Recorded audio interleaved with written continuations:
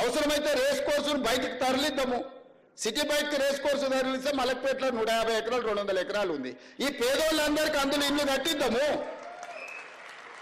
అంబర్పేటలో ఉన్న పోలీస్ అకాడమీని ఊరు బయటకు తరలిద్దాము. 200 ఎకరాలు ఉంది అంబర్పేటలో. ఆ 200 ఎకరాలలో మూసి నది ఒడ్డు ఉన్న పేదోళ్ళందరికీ మంచి ఇల్లు కట్టిద్దామయ్యా. ఏం ఇదంతా ప్రభుత్వం ఆస్తే కదా, పేదలకు మంచి చేద్దాం. మీరు వచ్చి సూచన చేయండి. అయితే నిన్న ఎక్కడో యూట్యూబ్లో విన్నాను నేను, రేవంత్ రెడ్డి గారు మాట్లాడుతుంటే 1000 ఎకరం ఉంది ప్రభుత్వ స్థలం, అక్కడ షిఫ్ట్ చేస్తాను అన్నాడు.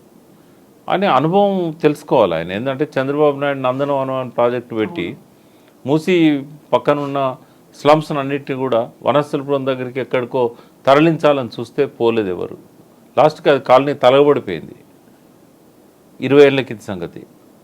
ఈ ప్రయత్నం ఆయన గురువు గారు చేశారు, సాధ్యం కాలే. ఎందుకు కాలేదంటే వీళ్ళంతా ఎక్కడెక్కడి నుంచో వచ్చి రిహాబిలిటేట్ అయిన వాళ్ళు, ఇక్కడ ఏంటంటే బస్తీలలో సెటిల్ అయిన వాళ్ళు, వీళ్ళు ఇక్కడనే జీవనోపాధి ఏర్పాటు చేసుకున్నారు. వాళ్ళ పిల్లలు అక్కడ దగ్గరలో ఉన్న ప్రభుత్వ స్కూళ్ళలో చదువుతూ ఉంటారు. చుట్టూ ఒక ఎన్విరాన్మెంట్ క్రియేట్ చేసుకున్నారు. అనుబంధాలు, బంధాలు, బంధుత్వాలు, బతుకు తెరువు, ఎమోషన్స్ ఇవన్నీ ఉంటాయి. వాళ్ళని తీసుకుపోయి 10 కిలోమీటర్లు 20 కిలోమీటర్లు అంటే అక్కడ మిమ్మల్ని పడేస్తానంటే వాళ్ళు ఏం తిని బతకాలి, ఏం చేసి బతకాలి? వాళ్ళు వదులుకుంటారా? ఇవన్నీ ప్రాక్టికల్గా ఏం చేయాలన్నది ఆలోచించాలి. అందుకే చాలాసార్లు చెప్పాను, రేవంత్ రెడ్డి దగ్గర థింక్ ట్యాంక్ లేదు, ఇష్టం వచ్చినట్టు చేస్తున్నాడు, ఆయనకు తెలియదు, ఎవరు చెప్పేవాడు లేడు అని. నేనేమంటున్నా, మీ ద్వారా నేను ఆయనకు సజెషన్ ఇస్తున్నా.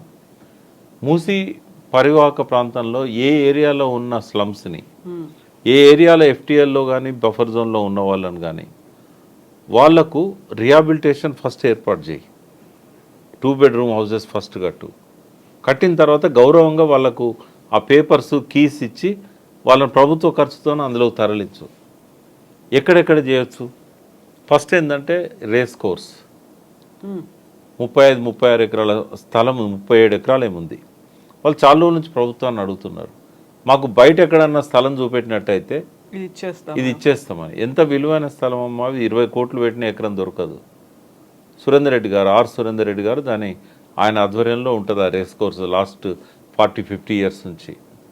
ఇప్పుడు ఇలా ఖమ్మం ఎంపీ గారి తండ్రి, ఒకప్పుడు ఆయన మాజీ ఎంపీ సురేందర్ రెడ్డి గారితో మాట్లాడి, వాళ్ళంతా కాంగ్రెస్ పార్టీలో ఉన్నారు, ఆ కుటుంబాలన్నీ దాదాపు కాంగ్రెస్ పార్టీలో ఉన్నాయి, ఆ రేస్ కోర్స్ సంబంధించినవి. వాళ్ళే వెళ్ళిపోతామని చెప్పారు. వాళ్ళ కంజెస్టెడ్ కూడా అయింది ఇది. కాబట్టి ఆ రేస్ కోర్సును షిఫ్ట్ చేస్తే 36 ఎకరాలు వస్తుంది. తర్వాత గోషామాల్ స్టేడియం, ఇప్పుడు అక్కడ ఏం ఆడతలేం కదా.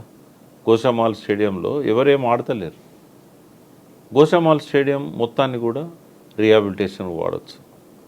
పక్కనే ఉన్న చెంచల్గూడ జైలు అవసరమా? ఇంకా చెంచల్గూడ జైలు, చెర్లపల్లి అంత పెద్ద జైలు ఉంది, ఓపెన్ జైలు ఉంది, చెంచల్గూడ జైలు ఎందుకు? ఇంకా ఆ చెంచల్గూడ జైలు స్థలాన్ని కూడా రీహాబిలిటేషన్ వాడచ్చు. తర్వాత బాపుగాడి దగ్గర చాలా ప్రభుత్వ స్థలాలు ఉన్నాయి. లేదనుకోండి, కంటోన్మెంట్కు సంబంధించిన బోలెడ్ స్థలం ఉంది అక్కడ.